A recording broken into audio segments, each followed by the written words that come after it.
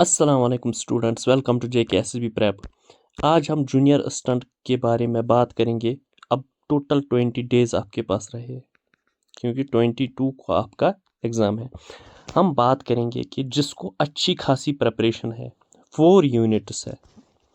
एक है आपके पास इंग्लिश, एक है आपके पास कंप्यूटर अवेयरनेस, एक है आपके पास GK और एक है आपके पास एप्टीट्यूड एंड रीजनिंग। 4 यूनिट, जिसको इन चारों यूनिट्स पर तैयारी है अच्छी खासी।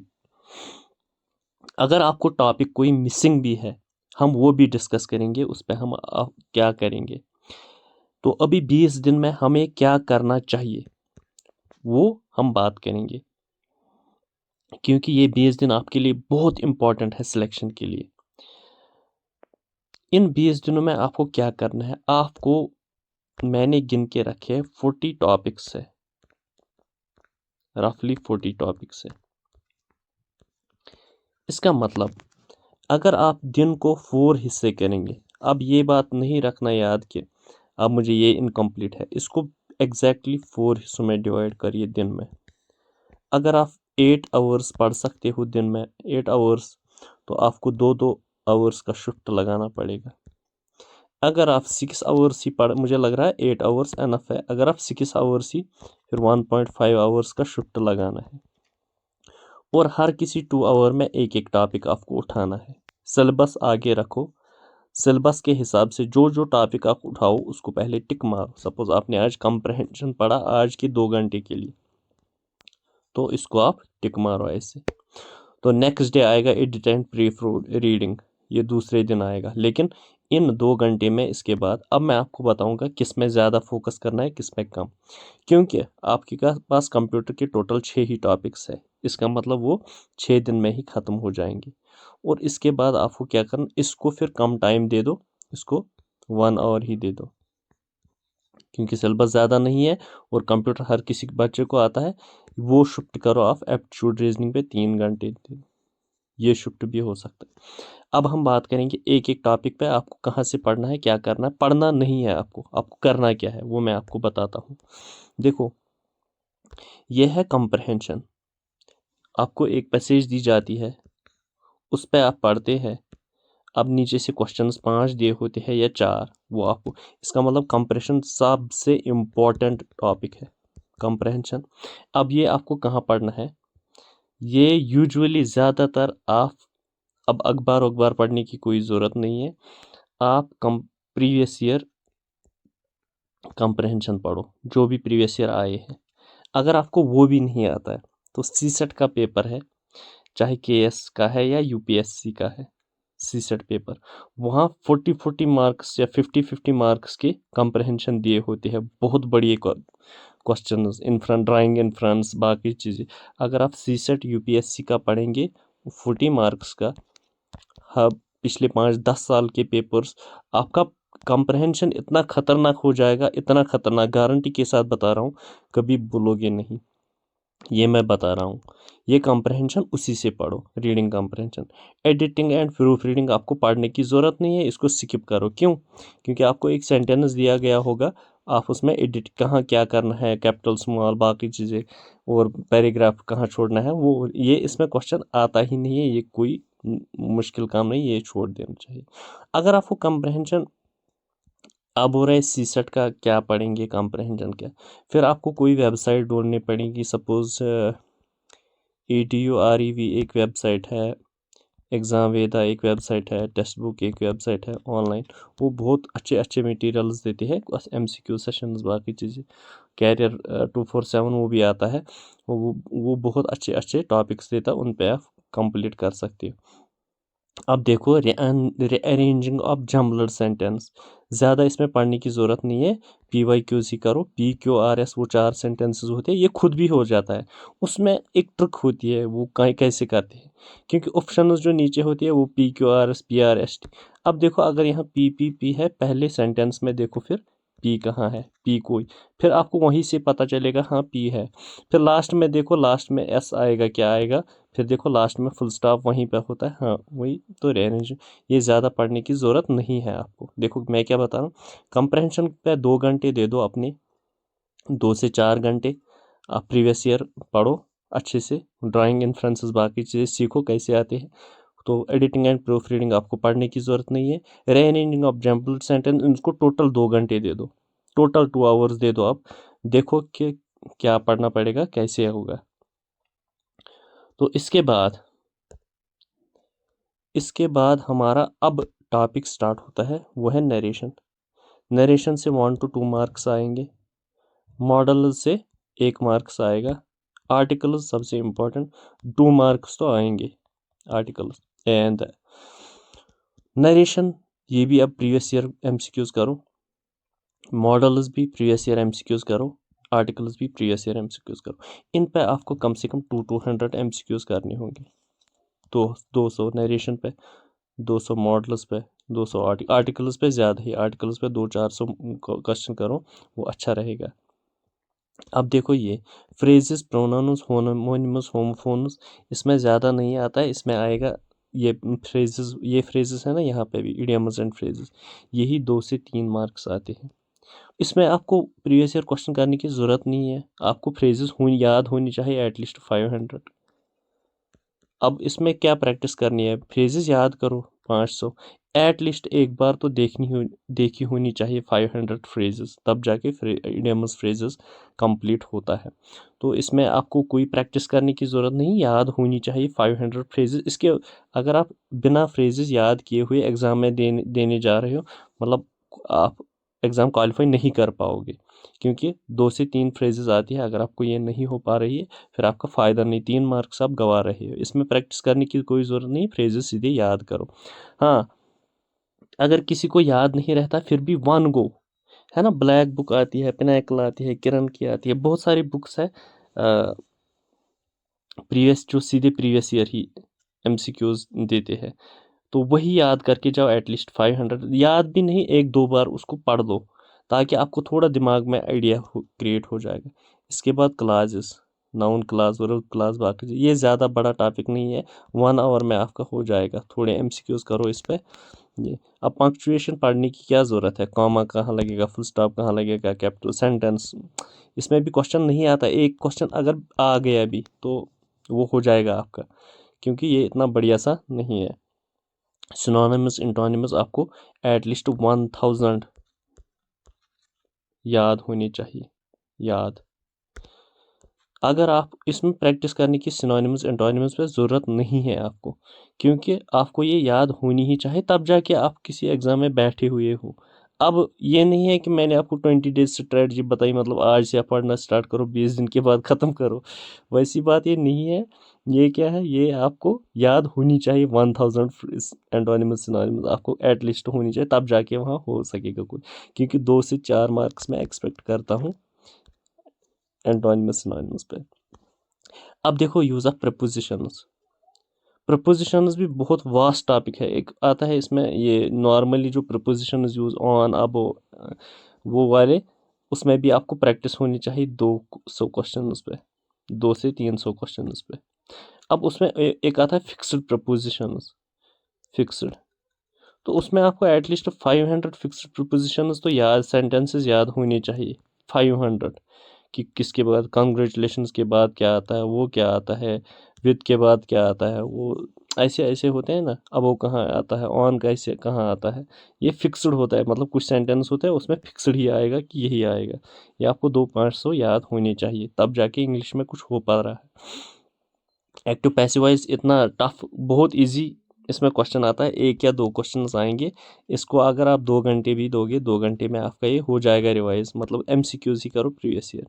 इसका मतलब पूरे इंग्लिश में अभी भी आपको 3 से 4,000 एमसीक्यूज अभी भी आपको करने चाहिए। 3 से 4,000 एमसीक्यूज, ये मैंने आपको बताया कहाँ कितने एमसीक्यूज करने हैं, एटलीस्ट इतने एमसीक्यूज तो करने ही हैं, लेकिन 3-4,000 मैं एक्सपेक्ट करता हूँ अभी भी इन 20 दिनों में 2-2 घंटे लगा के, एक, क्योंकि मैंने आपको पहले ही डिवाइड किया कि 8 घंटा है, 2 घंटे इंग्लिश के दे दो अभी।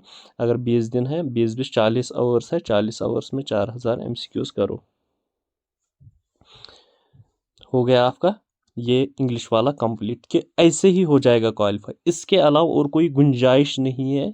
ये एसएसबी का एग्ज़ाम करना है, ये गधे जैसा काम है, और कोई इसको मेहनत के अलावा और कोई शॉर्टकट है ही नहीं। और यही शॉर्टकट है। अभी ये सारे अच्छे से पढ़ो, 4000 MCQs करो, अच्छे से प्रीवियस ईयर MCQs भी करो, याद रखो, हो जाएगा। अब चलते हैं, अब रहा general awareness with special reference to JNK। इसमें भी 20 मार्क्स आपके हैं। देखो इसमें कितने, 1 2 3 4 5 6 7 टॉपिक्स है इसमें। तो ये रखो आप, 6 ही टॉपिक्स है इसमें, ये 6 टॉपिक्स। और ये इसमें 10 मार्क्स यहाँ एक टॉपिक से आएगा, UT of Jammu and Kashmir, और 10 मार्क्स बाकी इन 6 टॉपिक्स में आएगा। इसका मतलब अगर आपको ज़्यादा 10 मार्क्स गेन करने हैं तो आपको JNK UT ज़रूर पढ़नी है। उसमें हिस्ट्री में 1 से 2 मार्क्स आते हैं, यही आएगा, गुप्ता क्या है, वो है, ये है, रीति है, वो तो आप सबको याद ही है, और क्वेश्चन भी आएगा ही। इकॉनमी पे आपको पढ़ना पड़ेगा। इकॉनमी में क्या आता है, इकॉनमी मतलब जो हमारा जम्मू एंड कश्मीर है, ये इकॉनमी कैसे जनरेट करता है, उसमें क्या आएगा। उसमें सबसे बड़ी इकॉनमी जो है वो हमें पावर प्रोजेक्ट्स, करो पावर प्रोजेक्ट्स याद, कब कौन आया, कितना मेगावाट का है एनर्जी। इसके बाद इंडस्ट्रीज आएगा। इसके बाद आएगा टूरिज्म सेक्टर, टूरिस्ट डेस्टिनेशंस वगैरह। इसके बाद आएगा हमारे जो इम्पोर्टेंट क्रॉप्स है, एप्पल्स आते हैं, वॉलनट्स आते हैं, सैफरॉन आते हैं, ये कहाँ किस डिस्ट्रिक्ट में पैदा होते हैं। ये इकॉनमी यही है हमारी, तो और क्या इकॉनमी है, इकॉनमी कुछ नहीं है। इसके बाद जियोग्राफी में सबसे ज़्यादा 4-5 क्वेश्चंस आएंगे, क्योंकि इनको रिवर जहलम पे भी एक क्वेश्चन डालना है, इनको लेक्स भी क्वेश्चन डालने हैं, इनको फ्लोरा फौना पे भी एक क्वेश्चन डालना है, इनको वेदर क्लाइमेट पे भी एक क्वेश्चन, मतलब 4 से 5 क्वेश्चन जियोग्राफी में आएंगे ही आएंगे। हाँ, हेरिटेज में 1-2 क्वेश्चन तो आएंगे, फेयर्स फेस्टिवल्स पे आएंगे, या कोई इम्पोर्टेंट पर्सनैलिटी है उस पर आएगी, या कोई कल्चर पे कोई है ये। और इम्पॉर्टेंट टूरिस्ट डेस्टिनेशन, इस पर एक क्वेश्चन तो कंफर्म आएगा, फलानी टूरिस्ट डेस्टिनेशन किसने बनाई, क्या हुआ। तो ये है जम्मू एंड कश्मीर। इसमें आपको सारा जम्मू एंड कश्मीर पढ़ना है, चाहे MCQs की सूरत में पढ़ो। जम्मू एंड कश्मीर अगर आपको MCQs पढ़नी है, एग्ज़ाम वेदा पे जाओ, एग्ज़ाम वेदा वेबसाइट है, जम्मू एंड कश्मीर की GK पढ़ो। वहाँ इतने भर के क्वेश्चन से आप थक जाओगे, रियली आप थक जाओगे, इतने MCQs है। वहाँ से आप भर के पढ़ सकते हो। और आपके पास अगर कोई बुक है ना जम्मू एंड कश्मीर की, तो वो आप एटलीस्ट 1-2 बार रिवाइज करके जाओ। अभी भी इन 20 दिनों में आप एक बार रिवाइज करके जाओ, उसमें सारे fairs festivals, heritage, culture, tourist destinations, history, economy, ये पढ़ लो। तो हाँ, हो गए ये 10 मार्क्स आपको गेन। वो इसमें आपको कम से कम 3000 क्वेश्चन तो करने ही है, क्योंकि मैं एक्सपेक्ट करता हूँ 500-500 400 एटलीस्ट हर किसी पे टॉपिक पे कर सकते। हिस्ट्री में एटलीस्ट 200-250 क्वेश्चन करो। जियोग्राफी देखो, रिवर्स, लेक्स, इसमें अगर आप 40-40 भी, 50-50 भी क्वेश्चन करोगे, फिर भी 4 5 6 7, तो यही इसमें भी 400-500 क्वेश्चन आएंगे। हेरिटेज कल्चर्स पे ज़्यादा नहीं, 100 क्वेश्चन तो करने ही है। इंपॉर्टेंट टूरिस्ट डेस्टिनेशंस, इस पे भी आपको 400-500 क्वेश्चन करने ही है। तो अब रहा ये, देखो सब लोग बता रहे हैं कि current events of international importance क्या है।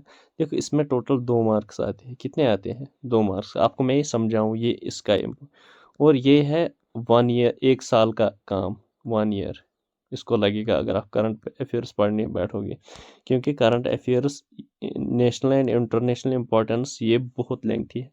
हाँ, अगर आपको ये पढ़ने की ज़रूरत नहीं है 2 मार्क्स, क्योंकि ये तो पता ही होती है, कभी कभी नॉर्मल ये करंट अफेयर्स आता है, वो सबको आता है, फिर पढ़ने की ज़रूरत नहीं है। सपोज अभी बताएंगे वो फलानी कप किसने जीता, फलानी अवार्ड किसको मिला, ये तो नॉर्मली याद होता ही है। लेकिन जो टफ आता है फिर वो किसी को नहीं आता। फिर भी आपके लिए मैं बता रहा हूँ कि 1 शॉर्ट करंट अफेयर्स आप पढ़ सकते हो किसी यूट्यूब चैनल से ही, क्योंकि वो कंपाइल करके रखते हैं। या 1 ईयर करंट अफेयर्स आती है, कोई बुक आती है ना, या उसमें 1000-2000 MCQs, वो PDF कहीं से भी लाओ, और वहाँ से आप वो 1-2000 MCQs याद कर लो करंट अफेयर्स के।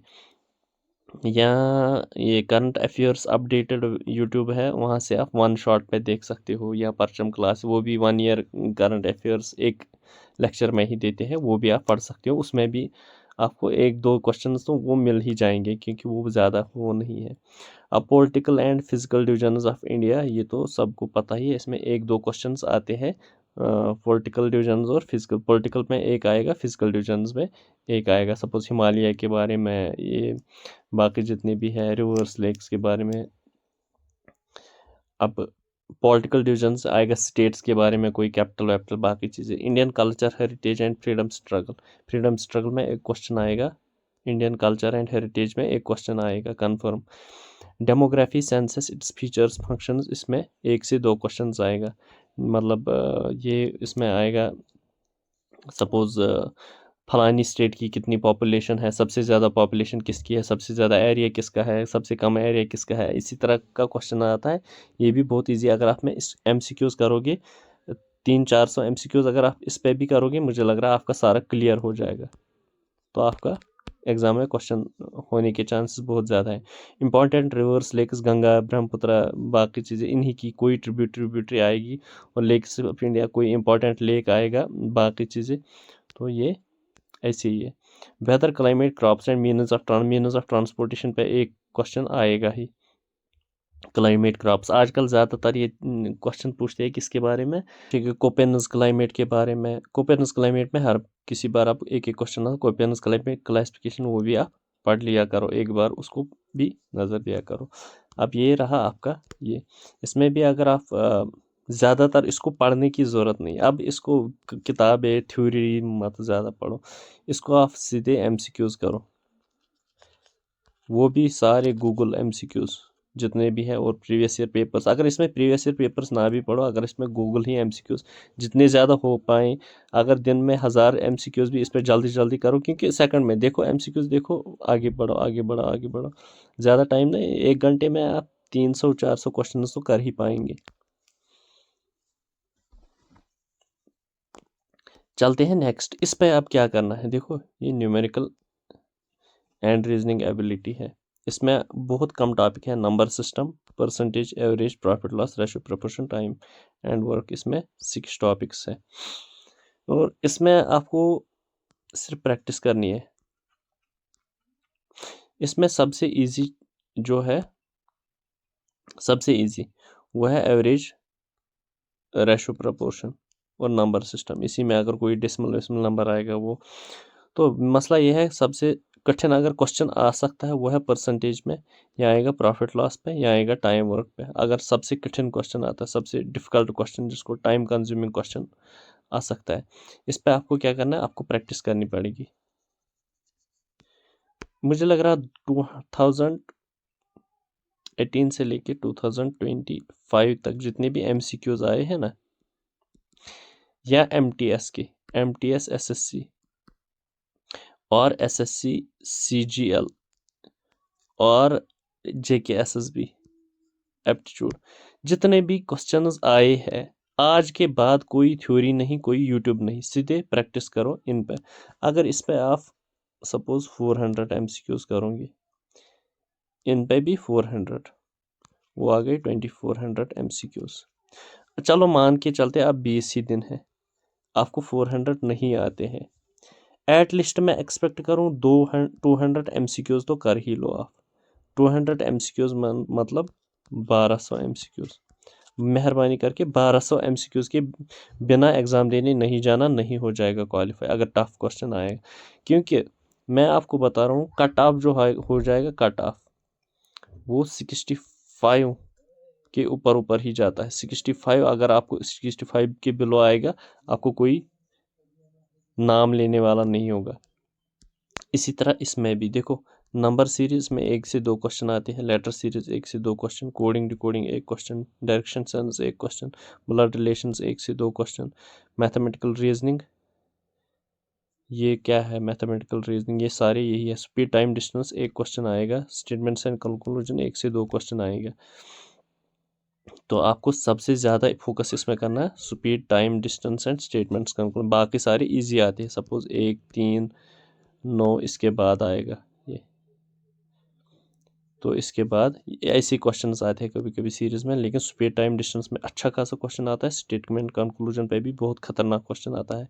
इन दो टॉपिक्स पे आपको बहुत ज़्यादा होल्ड होना चाहिए।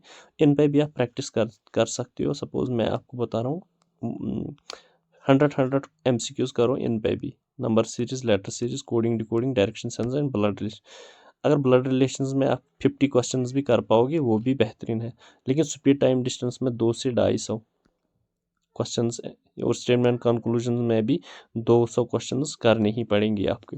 इतना टाइम है, मैं आपको ये लिमिट इसलिए बता रहा हूँ कि इतना टाइम है आपके पास कि आप एक टॉपिक पे 200 MCQs कर सकते हो। क्योंकि इतना मतलब अभी 20 दिन है, मैंने आपको बताया 8-8 घंटे पढ़ो, तो आपको बहुत टाइम आता है अभी। इसके बाद तो कंप्यूटर है। कंप्यूटर में क्या, कंप्यूटर अवेयरनेस की कोई बुक लाओ, ये सारे MCQs उसके याद करो प्रीवियस ईयर, और हो जाएगा सारा। ये बहुत छोटा टॉपिक है, मज़ेदार है, और इसमें आप अच्छा खासा कर पाएंगे स्कोर। बहुत खतरनाक स्कोर कर पाएंगे इसमें, और कर भी रहे। इसमें किसी को कोई पढ़ने की ज़रूरत नहीं है। रियाद की कंप्यूटर अवेयरनेस की छोटी सी बुक है, वो भी आप याद कर सकते हो सारा। अभी भी टाइम है आपके पास। इन 20 दिनों में आप हज़ारों MCQs कर सकते हो कंप्यूटर पे, इन्हीं टॉपिक्स पे, और ये आपका हो जाएगा। तो इसके बाद अगर आप ये मेरी स्ट्रेटजी फॉलो करोगे, मुझे लग रहा है after 20 days you will find a great result.